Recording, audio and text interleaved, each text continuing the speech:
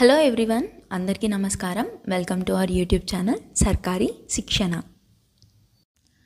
మనం already reasoning, maths and GK strategy చేసాం. So ఎవరైనా ఆ వీడియో చూడకపోతే కింద డిస్క్రిప్షన్లో లింక్ ఉంటుంది, చెక్ చేయండి. అలాగే ఇంగ్లీష్ స్ట్రాటజీ కూడా అడుగుతున్నారు. మెయిన్గా తెలుగు మీడియం వాళ్ళకి ఇంగ్లీష్ స్కోరింగ్ అనేది కష్టం అని ఫీల్ అవుతారు. సో అలాంటి భయం ఏం కూడా అవసరం లేదు. ఒక ప్రాపర్ స్ట్రాటజీతో వెళ్తే ఈజీ అవుతుంది. అలాగే మీ స్కోర్ అనేది ఈజీగా ఇంప్రూవ్ అవుతుంది. సో ఈరోజు మనం కంప్లీట్గా ఇంగ్లీష్ స్ట్రాటజీని ఈ వీడియోలో డిస్కస్ చేద్దాం. మనకి ఇంగ్లీష్ అనేది టైర్ 1 అలాగే టైర్ 2లో ఉంటుంది. టైర్ 1లో మనకి 25 క్వశ్చన్స్ అడుగుతారు. ఈచ్ క్వశ్చన్కి 2 మార్క్స్. సో టోటల్గా మనకి 50 మార్క్స్కి ఉంటుంది. అలాగే టైర్ 2 వచ్చేసి 45 క్వశ్చన్స్ ఉంటుంది. ఒక్కో క్వశ్చన్కి 3 మార్క్స్. సో టోటల్గా మనకి 135 మార్క్స్కి ఉంటుంది. అండ్ ఇంగ్లీష్ ఒక్కటే వచ్చేసి మనకి 35% ఆఫ్ వెయిటేజ్ ఉంటుందన్నమాట. ఇప్పుడు సిలబస్ ఏంటో చూద్దాం. మనకి ఇంగ్లీష్లో వొకాబులరీ, అలాగే గ్రామర్ అండ్ కాంప్రిహెన్షన్ పార్ట్ ఉంటుంది. సేమ్ మనకి మెయిన్స్కి కూడా ఉంటుందన్నమాట. కానీ మెయిన్స్లో మనకి రీడింగ్ కాంప్రిహెన్షన్కి ఎక్కువ వెయిటేజ్ అనేది ఉంటుంది. ఇప్పటి వరకు జరిగిన ఎగ్జామ్స్లో అయితే మనకి మ్యాక్సిమం క్లోజ్ టెస్టే వచ్చింది. కానీ ఇప్పుడు వెండర్ చేంజ్ అవుతుంది కాబట్టి మనం రీడింగ్ కాంప్రిహెన్షన్ కూడా ఎక్స్పెక్ట్ చేయొచ్చు అనమాట. సో ఇప్పుడు వొకాబులరీ, అలాగే గ్రామర్ అండ్ కాంప్రిహెన్షన్లో ఏమేమి ఉంటాయో చూద్దాం. సో మనకి వొకాబులరీలో 1 word substitutions, idioms and phrases, synonyms, antonyms, spellings, అలాగే ఫిల్ ఇన్ ద బ్లాంక్స్ ఉంటుంది. కాంప్రిహెన్షన్లో para jumble, cloze test and reading comprehension ఉంటుంది. అలాగే గ్రామర్లో spotting errors, sentence improvement, voice and narration ఉంటుంది. సో ఇప్పుడు వొకాబ్కి, అలాగే గ్రామర్కి, అలాగే కాంప్రిహెన్షన్కి ఎలాంటి రిసోర్సెస్ యూజ్ చేయాలి, అలాగే నోట్ మేకింగ్ అనేది ఎలా చేసుకోవాలి, మనం స్కోర్ అనేది ఎలా ఇంప్రూవ్ అవ్వాలో, ఎలా రివిజన్ చేసుకోవాలో అన్నీ కూడా డిస్కస్ చేద్దాం. సో మనం వొకాబ్లో ఏమేమి ఉంటాయో చూసాం కదా. దీనికి సంబంధించిన సోర్సెస్ ఏంటో చూద్దాం. ఫస్ట్ వచ్చేసి కిరణ్ ప్రీవియస్ ఇయర్స్ క్వశ్చన్. నేను ఇక్కడ స్క్రీన్ పైన చూపిస్తున్న ఈ 2 బుక్స్ చూడండి. సో ఫస్ట్ వచ్చేసి Kiran previous years question. Kiran previous years క్వశ్చన్లో మనకి వొకాబులరీ ఉంటుంది, అలాగే గ్రామర్ ఉంటుంది, అలాగే కాంప్రిహెన్షన్ కూడా ఉంటుంది. నెక్స్ట్ బుక్ వచ్చేసి root words by neon publication, Avatar the word master అని చెప్పేసి. దీంట్లో మీకు రూట్ వర్డ్స్ ఇచ్చి దాని యొక్క మీనింగ్, దానికి సంబంధించిన సెంటెన్స్ ఇస్తారు. అదే వర్డ్కి మనకి యాంటోనిమ్స్ ఉంటుంది, అలాగే సినోనిమ్స్ కూడా ఉంటుంది. ఒకవేళ ఆ వర్డ్కి సంబంధించిన 1 వర్డ్ సబ్స్టిట్యూషన్స్ ఉంటే కూడా ఈజీగా ఉంది. సో అది ఈజీగా అర్థమవుతుంది.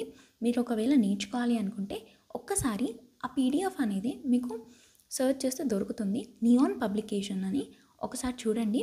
ఆ పీడిఎఫ్ ఒకవేళ మీకు నచ్చి అర్థమవుతుంది అనిపిస్తే ఆ బుక్ తీసుకోండి.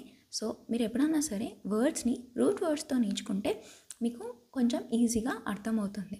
ఇప్పుడు మనం రిసోర్సెస్ ఏంటో చూసాం. ఇప్పుడు ఎలా చదవాలి? ఫస్ట్ మీరు ప్రీవియస్ ఇయర్స్ క్వశ్చన్స్ తీసుకోండి. సో ప్రీవియస్ ఇయర్స్ క్వశ్చన్ ఇప్పుడు CGL, CHSL, next CPO, next MTS, ఈ ప్రాసెస్లోనే చేయండి. అండ్ 4 to 5 ఇయర్స్ సరిపోతుంది. సో ఫస్ట్ మీరు 2024ని పిక్ చేసుకోండి. 2024కి సంబంధించిన సిజిఎల్ క్వశ్చన్స్ అన్నీ కంప్లీట్ చేశాక 2024 సిహెచ్ఎస్ఎల్, తర్వాత 2024 సిపిఓ, ఇలా మీరు ప్రీవియస్ ఇయర్స్ క్వశ్చన్స్ని సాల్వ్ చేయాలి.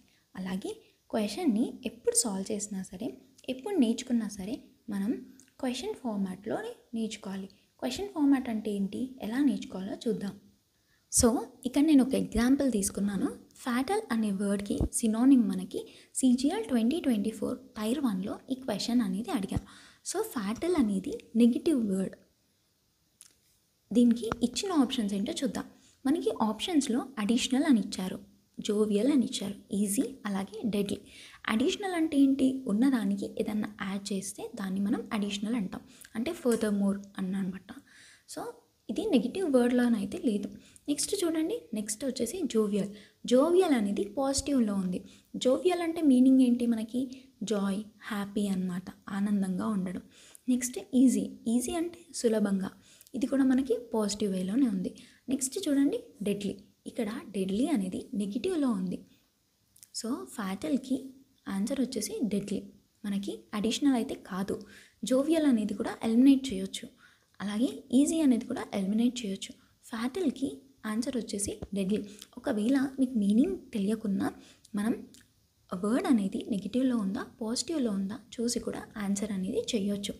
ఈ 3 వర్డ్స్కి మనకి సినానిమ్ తెలిసిన ఈ 3 వర్డ్స్ దీనికి రిలేటెడ్గా కాకుండా మనం మిగిలిన ఆప్షన్నే సెలెక్ట్ చేసుకోవచ్చు అనమాట.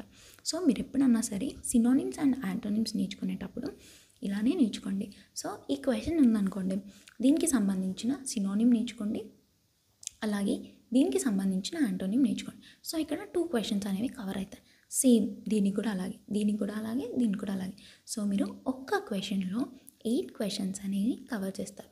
దీంట్లో మనకి 4 సినానిమ్స్ అండ్ 4 యాంటోనిమ్స్ అనేవి కవర్ అవుతాయి. సో మీరు డైలీ ఓన్లీ 10 క్వశ్చన్స్ అలా సాల్వ్ చేస్తే, సో 10 క్వశ్చన్స్ మీరు అలా సాల్వ్ చేస్తే మనకి ఒక్క క్వశ్చన్కి 8 అనేవి కవర్ అవుతున్నాయి కదా.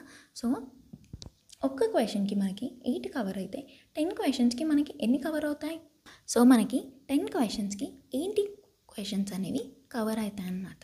సో మీరు ఓన్లీ 10 క్వశ్చన్స్ ఒక వర్డ్కి నేర్చుకోవడం వల్ల, దానికి ఇచ్చిన ఆప్షన్స్కి సినానిమ్స్ అండ్ యాంటోనిమ్స్ నేర్చుకోవడం వల్ల 80 క్వశ్చన్స్ అనేవి కవర్ చేస్తామన్నమాట. ఇప్పుడు మనం synonyms, antonyms, one word substitutions, idioms and ఫ్రేజెస్ని ఎలా కవర్ చేయాలో చూద్దాం. సో సినానిమ్స్ అండ్ యాంటోనిమ్స్ ఎలా కవర్ చేయాలో చూసాం కదా. సో ఇప్పుడు మీరు డైలీ 10 సినానిమ్స్ నేర్చుకోండి, అలాగే 10 యాంటోనిమ్స్ నేర్చుకోవాలి. ఇది ఎలా నేర్చుకోవాలో చెప్పాను. అండ్ ఇంకో ప్రాబ్లం ఏంటి అంటే సినానిమ్స్ అండ్ యాంటోనిమ్స్ని ఎలా గుర్తుపెట్టుకోవాలి అని. మీరు ఐదర్ రూట్ వర్డ్స్తోనన్నా గుర్తుపెట్టుకోండి, లేకపోతే నిమోనిక్స్ ద్వారా అన్నా గుర్తుపెట్టుకోండి, లేకపోతే ఆ వర్డ్ని మన డైలీ లైఫ్కి రిలేటెడ్గా ఏదో ఒక మీనింగ్తో గుర్తుపెట్టుకోండి అనమాట. Next idioms and phrases. Idioms and phrases అనేవి డైలీ ఒక 20 నేర్చుకోండి. మీకు 20 అనేది ఎక్కువ నెంబర్ అనిపిస్తే ఫస్ట్ 10 అనే నెంబర్తో స్టార్ట్ చేయండి. డైలీ 10 నేర్చుకోండి, తర్వాత కొన్ని రోజులకి 15, తర్వాత కొన్ని రోజులకి 20.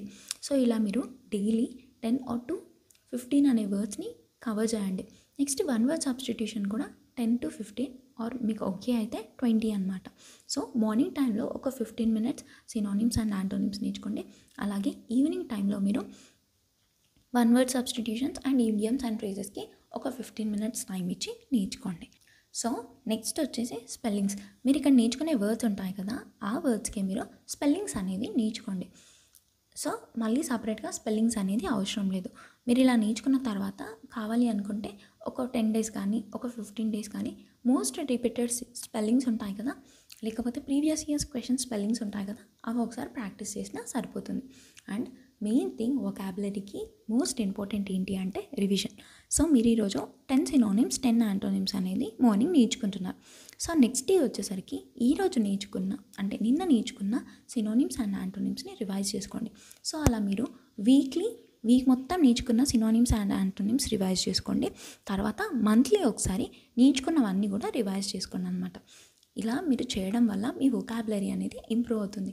ఒక్కసారి మీరు 1 monthకి ఈ స్ట్రాటజీ యూజ్ చేసుకొని నేర్చుకోండి. సో మీరు మ్యాక్సిమం వర్డ్స్ అనేవి కవర్ చేస్తారు. ఇప్పుడు మనం ఒక వీక్లో మనకి 7 days ఉంటుంది కదా. సో సినానిమ్స్లో మనం 40 questions కవర్ చేస్తున్నాం. సో 40 into 7 అనేది 280 అవుతుంది. అలాగే యాంటోనిమ్స్ కూడా 280 కవర్ చేస్తున్నాం. సో టోటల్గా మనకి 560 questions అనేవి 1 weekలోనే కవర్ అవుతున్నాయి. సో మీరు ఇలా వొకాబులరీకి ఈ స్ట్రాటజీని యూజ్ చేయండి. నెక్స్ట్ వచ్చేసి గ్రామర్. సో గ్రామర్కి మెయిన్గా ఏం బుక్స్ యూజ్ చేయాలి? సో మామూలుగా చాలామంది ఏమంటారంటే 120 గ్రామర్ రూల్స్ అని నార్మల్గా ఒక PDF ఉంటుంది కదా, ఆ 120 గ్రామర్ రూల్స్ నేర్చుకుంటే గ్రామర్ అంతా కూడా కవర్ అవుతుంది అనుకుంటారు. కానీ ఎవరికైతే కొంచెం బేసిక్స్ కానీ పార్ట్స్ ఆఫ్ స్పీచ్ కానీ రూల్స్ అండ్ రెగ్యులేషన్స్ కొన్ని తెలిసిన వాళ్ళు ఉంటారు కదా ఇంగ్లీష్కి సంబంధించి, వాళ్ళకి ఆ గ్రామర్ రూల్స్ అనే PDF అనేది యూజ్ అవుతుంది. అలా కాకుండా ఎలాంటి బేసిక్ నాలెడ్జ్ లేకుండా డైరెక్ట్ దాన్ని చూసారనుకోండి, మీకు మ్యాక్సిమం అది బట్టి కొట్టడమే అవుతుంది. సో అక్కడికి సంబంధించిన క్వశ్చన్స్ని మాత్రమే మీరు సాల్వ్ చేయగలుగుతారు. నెక్స్ట్ ఎగ్జామ్లో మీరు సాల్వ్ చేయలేరు. సో ఎప్పుడన్నా సరే గ్రామర్కి మీరు మనకు ఆల్రెడీ ఇప్పుడు Tier 1కి ఇంకా 3 months అనేది టైం ఉంది. సో నీట్గా కాన్సెప్ట్స్ అన్నీ కూడా నేర్చుకొని దానికి సంబంధించిన ప్రీవియస్ ఇయర్స్ క్వశ్చన్స్ని సాల్వ్ చేయండి. సో నేను ఇక్కడ మీకు 2 booksని సజెస్ట్ చేయొచ్చు. ఒకటి SP బక్షి, ఇంకోటి వచ్చేసి నీతు సింగ్ Volume 1. నేను స్క్రీన్ పైన చూపిస్తున్న ఈ 2 books అనమాట. సో నీతు సింగ్ Volume 1 అన్న తీసుకోండి, SP బక్షి అన్న తీసుకోండి. ఇప్పుడు మీరు ఎలా చదువుకోవాలి అంటే ఫస్ట్ ఈరోజు నౌన్ అనే చాప్టర్ని తీసుకున్నా. సో నౌన్ అనే చాప్టర్ని కంప్లీట్ చేసుకోండి. తర్వాత ఆ చాప్టర్ అయిపోయిన తర్వాత దానికి సంబంధించిన ఎక్సర్సైజ్ క్వశ్చన్స్ అనేవి ఉంటాయి. ఆ ఎక్సర్సైజ్ క్వశ్చన్స్ అనేవి కంప్లీట్ చేయండి. ఇలా ఒక 2-3 చాప్టర్స్ తర్వాత ఈ 2-3 చాప్టర్స్కి సంబంధించిన మిక్స్డ్ ఎక్సర్సైజెస్ ఉంటాయి కదా, మిక్స్డ్ క్వశ్చన్స్, అవి సాల్వ్ చేయండి అనమాట. ఇప్పుడు ఎప్పుడన్నా సరే మీరు నౌన్ చదువుతున్నారు, దాంట్లో మీకు ఏదన్నా రూల్ అర్థం కాకపోయినా దాన్ని హైలైట్ చేసుకోండి అనమాట. మీరు హైలైట్ చేసుకోవడం వల్ల ఏమవుతుంది అంటే మీరు ఎప్పుడన్నా రివిజన్ చేసుకునేటప్పుడు హైలైటెడ్ పార్ట్కి ఎక్కువ కాన్సన్ట్రేషన్ అనేది ఇస్తారు. సో అప్పుడు మీరు కంటిన్యూగా ప్రాక్టీస్ చేయడం వల్ల మీకు అది మైండ్లో స్టిక్ అయిపోతుంది అనమాట. నెక్స్ట్ నోట్స్ అనేది ఎలా ప్రిపేర్ చేసుకోవాలి. ఎవ్రీ చాప్టర్కి మీరు నోట్స్ అనేది రాసుకోండి. ఆ నోట్స్ కూడా ఓన్లీ ఇంపార్టెంట్ రూల్స్ కానీ ఇంపార్టెంట్ ట్రిక్స్ ఉంటాయి కదా, అది ఒక 1 పేజ్లో ఫిట్ చేసుకోండి అనమాట. సో ఎగ్జామ్కి వెళ్ళేటప్పుడు ఓన్లీ ఆ రూల్స్ చూసుకున్నారనుకోండి మీకు ఈజీ అవుతుందన్నమాట. నెక్స్ట్ మోస్ట్ ఇంపార్టెంట్ వచ్చేసి డైరెక్ట్ అండ్ ఇండైరెక్ట్ స్పీచెస్ అనమాట. So direct and indirect speeches అలాగే active voice and passive voice అనేవి టైర్ 1 అలాగే టైర్ 2లో కంపల్సరీ అడిగే క్వశ్చన్స్ అనమాట. ఎస్ఎస్సి అనే కాదు, అన్ని ఎగ్జామ్స్కి కూడా ఇవి అడుగుతారు. సో మనకి టైర్ 2లో అయితే 6 క్వశ్చన్స్ అడుగుతారు. 6 క్వశ్చన్స్ అంటే మనకి 18 మార్క్స్. సో ఈ 2 టాపిక్స్ అనేవి చాలా important. And once reasoning classes అయ్యాక నేను ఈ 2 చాప్టర్స్ పైన కూడా క్లాసెస్ అనేవి అప్లోడ్ చేస్తాను. ఒకవేళ టైం ఉంటే ఇంగ్లీష్ గ్రామర్ కూడా అప్లోడ్ చేస్తాను. టైం లేకపోతే కనుక కంపల్సరీ ఈ 2 టాపిక్స్ అయితే 100% నేను అప్లోడ్ చేస్తాను. నెక్స్ట్ కాంప్రిహెన్షన్ పార్ట్ చూడండి. కాంప్రిహెన్షన్ అనేది మీరు ప్రాక్టీస్ చేస్తూ ఉంటేనే కాంప్రిహెన్షన్ పార్ట్ అనేది వస్తుంది.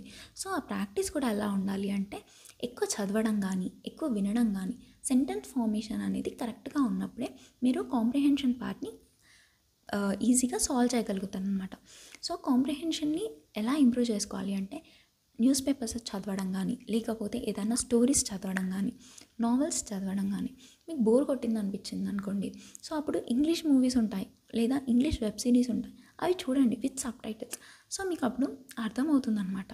మీరు ఎప్పుడైనా సరే రీడింగ్ కాంప్రిహెన్షన్ కానీ పారాజంబల్ కానీ క్లోజ్ టెస్ట్ కానీ నేర్చుకోవాలి అనుకుంటే ఎవ్రీడే కంపల్సరీ 2 or 3 క్వశ్చన్స్ అనేవి ప్రాక్టీస్ చేస్తూ ఉండండి. సో మీరు అలా రెగ్యులర్గా చేయడం వల్ల మీకు ప్రాక్టీస్ అనేది అవుతుంది అండ్ టైం లిమిట్లో మీరు దాన్ని సాల్వ్ చేయగలుగుతారు. సో రీడింగ్ కాంప్రిహెన్షన్కి క్లోజ్ టెస్ట్కి మీరు ప్రాక్టీసే చేయాలి. రీడింగ్ కాంప్రిహెన్షన్ డైలీ 2 చేయండి సరిపోతుంది. అలాగే పారాజంబల్ వచ్చేసి పారాజంబల్స్కి సాల్వ్ చేయడానికి మనకి ట్రిక్స్ అనేది ఉంటుంది. పారాజంబల్ ఈజీ కదా అనుకోవచ్చు, అది ఎంత ఈజీ ఉన్నా ఎగ్జామ్లో మనకి కొంచెం ట్రిక్కీగా అడిగినప్పుడు ప్రాబ్లమ్ని సాల్వ్ చేయలేకపోతాం.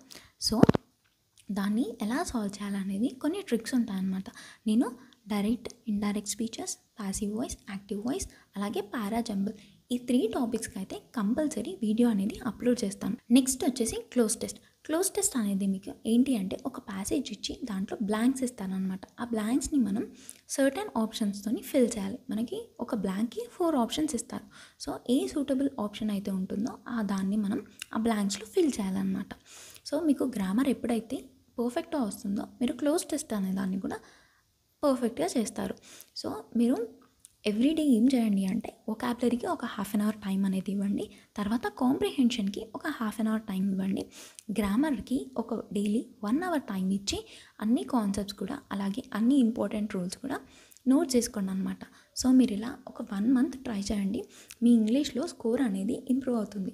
వన్స్ ఒక 1 మంత్ తర్వాత మీకు కొంచెం సిలబస్ పైన ఐడియా వచ్చిన తర్వాత సెక్షనల్ మార్క్స్ అనేవి రాయండి కంటిన్యూగా. సో సెక్షనల్ మార్క్స్ రాసినప్పుడు మీకు అర్థమవుతుందన్నమాట.